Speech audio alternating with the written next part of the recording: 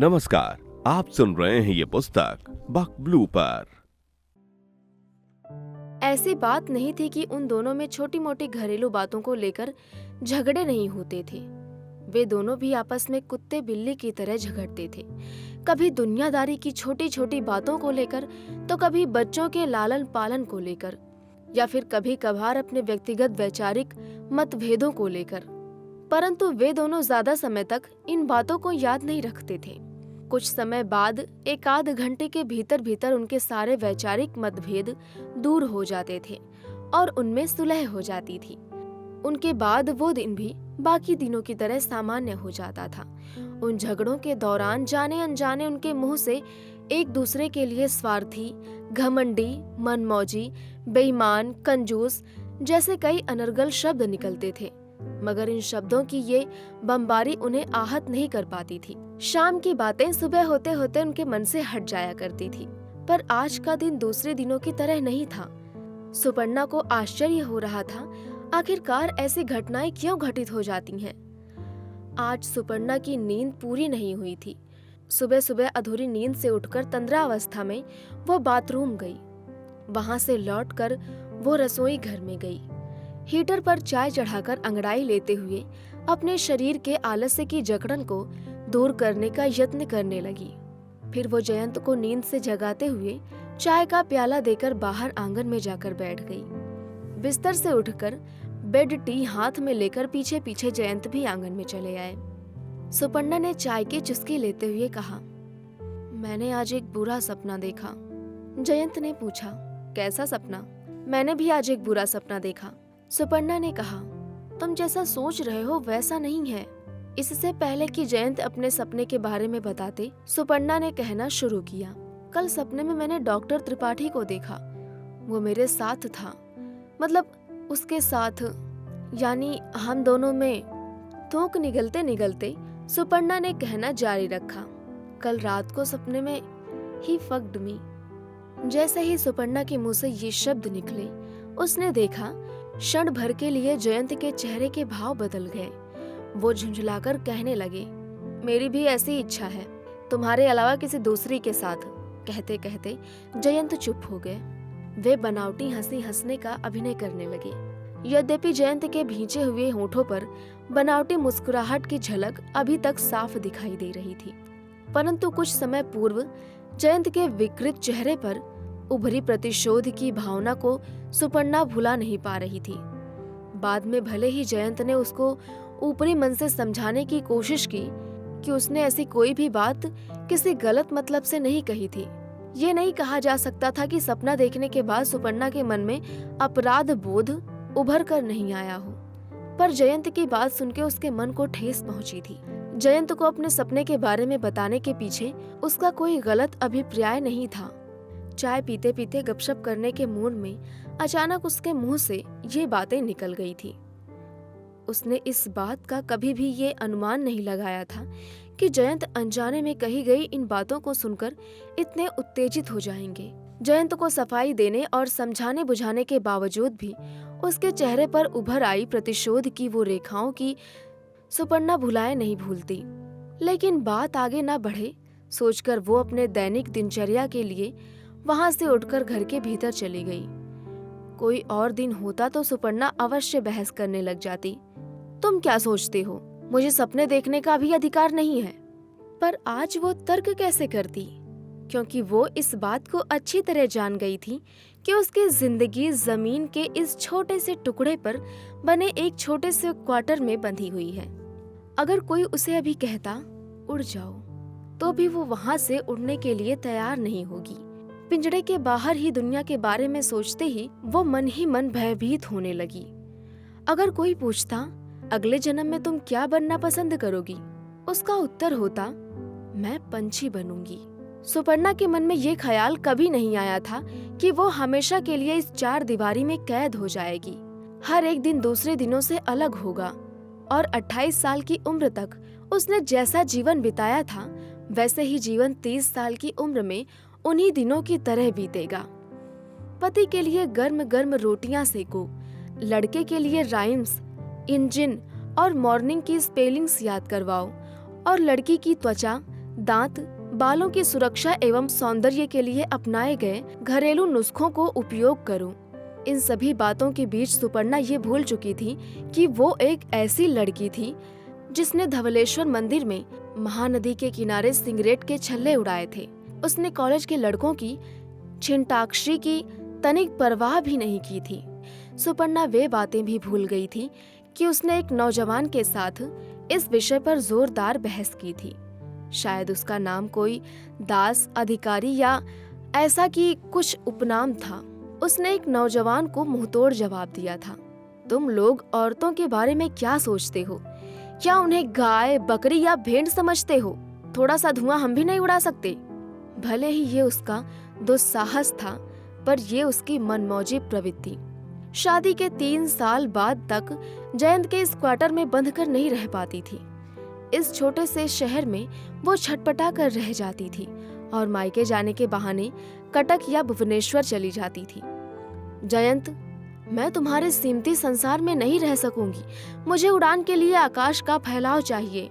सुपर्णा भुवनेश्वर से लगातार पत्र लिखती रहती थी और जवाब ना पाकर अंत में वो कुटित होकर जयंत के पास लौट आती थी। नौकरी एक पराधीनता है। जानते हुए भी उसने एक बार निश्चय कर लिया था कि वो स्वतंत्र रूप से नौकरी करेगी, परंतु उसी समय डॉक्टर ने सलाह दी, ये तुम्हारा पहला इश्यू है, इस समय तुम्हें ज्यादा यात्राएं नहीं करनी चाहिए। कम से कम 5 महीने तक फुल बेड रेस्ट करना तुम्हारे लिए जरूरी है। इन 5 महीनों के बेड रेस्ट के दौरान सुपर्णा का जीवन पूरी तरह से बदल गया था। वो कई नई अनुभूतियों के साथ साथ तरह तरह की मानसिक जड़ताओं की शिकार होती जा रही थी। बस उसके बाद उसे ये याद भी नहीं रहा कि उसे केवल माँ ही नहीं बल्कि एक पंछी बनकर खुले गगन में उड़ना भी था। वो सोच रही थी उसे अपनी पीठ पर बच्चे बांधकर बंजारिन हो जाना चाहिए था। जयंत की नसबंदी के बाद वो निश्चिंत संभोग के साथ अपने बीते दिनों की यादों और दुश्चिंताओं को बेटे की हंसी में तथा बेटी की शरारतों में भूल गई थी। वो सॉल बेलो व गार्शिया मार्कवेज के सृजनात्मक लेखन को, सैम पित्रोदा की विज्ञान आधारित शिक्षा नीति को और शबाना आजमी की कलात्मक फिल्मों को। अब तो वो केवल इस बारे में निसंकोच गप्पे लड़ाती थी। प्रधान बाबू के घर में एक पाव भर मटन में 7 आदमी कैसे खाते हैं? मोहंती बाबू के क्वार्टरों के झरोखों में वो कितनी बार देख चुकी थी। मोहंती बाबू अपनी पत्नी के सिर से जुएं निकालते या प्रेशर कुकर साफ करते हैं, या फिर शादी के समय वो अपने मायके से कितना सोना लाई और इस बीच और कितना सोना उसने खरीदा। दूध बेचने वाली गाड़ी के हॉर्न से सुपर्णा अपने वर्तमान में लौट आई। वैसे उसको बर्तन मांजने में ज्यादा से ज्यादा 15 मिनट का समय लगता था, पर आज पता नहीं क्यों उसे बर्तन मांजते आधे घंटे से ज्यादा हो गया। फिर भी काम पूरा हुआ नजर नहीं आ रहा था। सुपर्णा हाथ धोकर उठ खड़ी हुई और दूध के बर्तन और रुपए लेकर बेटे के हाथ में थमा दी। फिर अपने बालों में कंघी फेरते हुए शीशे में अपने चेहरे को निहारने लगी कि वो ठीक ठाक दिखाई दे रही है या अभी भी उदास चित है। जैसे ही वो घर से बाहर निकली, मिल्क वैन के ड्राइवर ने पूछा, क्या बात है मैडम, आज आप दूध लेने नहीं आई? तबीयत ठीक नहीं है क्या? मगर उसने कोई उत्तर नहीं दिया, केवल वो मुस्कुरा दी।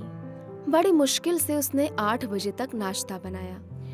उस दिन जयंत ने अपना नाश्ता इस तरह किया मानो वो घोड़े पर जीन कसकर आया हो। ब्रेड स्लाइस सोफे पर बैठकर तो आमलेट आंगन में खड़े होकर और चाय चलते चलते पीकर वो तेजी से घर से बाहर निकल गए।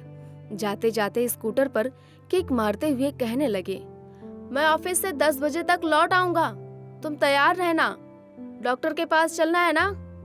इतना कहकर जयंत सुपर्णा के उत्तर की प्रतीक्षा किए बगैर ही वहां से चले गए। उनके जाने के बाद सुपर्णा घर के भीतर आ गई। वो भीतर ड्राइंग रूम में ब्रेड के बिखरे हुए टुकड़ों की तरफ देखने लगी। जयंत अक्सर बच्चों के साथ टेलीविजन देखते हुए नाश्ता करते थे। अभी तक आज उससे बेडरूम में बिस्तर नहीं बदला गया था। उसने अभी तक सारे घर में झाड़ू तक नहीं लगाया था। फिल्टर कैंडल को साफ करने का काम अभी तक बचा हुआ था। ना तो आज उससे अभी तक नल से पानी भरकर रखा गया था, ना ही वो अभी तक दूध गर्म कर पाई थी। किसी भी हालत में आज उसे 10 बजे से पहले कम से कम चावल, दाल तथा आलू चोखा बना लेना चाहिए। नहीं तो डॉक्टर के पास जाने में देर हो जाएगी। और अगर डॉक्टर के पास चेक कराकर आने के बाद रसोई बनाती है तो बच्चे स्कूल से आने के बाद बिना कुछ खाए ही सो जाएंगे। उसके सारे काम अभी तक बाकी पड़े थे। सुपर्णा समझ नहीं पा रही थी वो कौन सा काम पहले करे और कौन सा काम बाद में करे। बेडरूम में जब वो चादर बदलने गई तब उसे काफी थकान से चक्कर आने लगे। थोड़ा सा आराम करने के लिए वो पलंग पर चित लेट गई। लेटे लेटे वो सोचने लगी, काश उसने एक नौकरानी रख ली होती। लेकिन नौकरानी रहना कोई आसान काम नहीं था। कभी कभी नौकरानी रखने से घर की शांति भंग हो जाती थी। पहले वाली नौकरानी को उसके यहाँ से काम छोड़ने लगभग 4 महीने ही बीते होंगे। इन 4 महीनों के दौरान घर का नियमित कामकाज से जमी हुई चर्बी पिघल रही थी और सुपर्णा की फिगर बन रही थी। सुपर्णा बच्चों की बढ़ती शरारतों से आजकल परेशान रहती थी।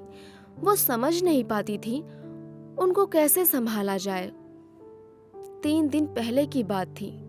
उसकी बच्ची ने डिस्टिल वाटर के एम्पुल के कांच के छोटे टुकड़े को घर की नाली में से उठाकर खा लिया था। बहुत कोशिशों के बाद उसके मुंह से वो कांच का टुकड़ा तो निकाल दिया था, पर उसकी तेज धार से बच्ची की जीभ लहूलुहान हो गई थी और कोई कांच का टुकड़ा पेट में नहीं चला गया हो। इस संदेह को दूर करने के लिए बाद में उसके पैखाने की जांच भी करवानी पड़ी थी। हर दिन की तरह आज भी दोनों बच्चे ड्राइंग रूम में झगड़ रहे थे। सुपर्णा को जाकर बीच बचाव करना पड़ा था। दोनों को दूर दूर बिठाकर उसको अलग अलग खिलौने देकर वो रसोई घर में लौट आई थी। वो सोच रही थी कि क्यों ना पहले रसोई घर का काम निपटा लिया जाए। रसोई घर के भीतर जाकर उसने गैस ऑन किया। उसने देखा गैस धीरे धीरे जल रही थी। उसे लग रहा था कि गैस जल्दी ही खत्म हो जाएगी। सुबह सुबह आस पड़ोसी से भी गैस का कोई बंदोबस्त आसानी से नहीं हो सकता था। जैसे तैसे उसने धीमी आंच पर ही खाना तैयार किया। जैसे ही वो रसोई घर से काम करके बाहर निकली, वैसे ही ठीक 10 बजे जयंत घर पहुंच गए। परंतु सुपर्णा के घर का काम अभी तक खत्म नहीं हुआ था।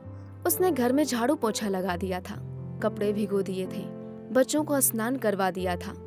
फिर भी कोई छोटे मोटे काम बाकी रह गए थे, जैसे खिड़की दरवाजे बंद करना, बच्चों को शर्ट पैंट और जूते पहनाना, पाउडर लगाना, ताले और चाबी ढूंढना इत्यादि।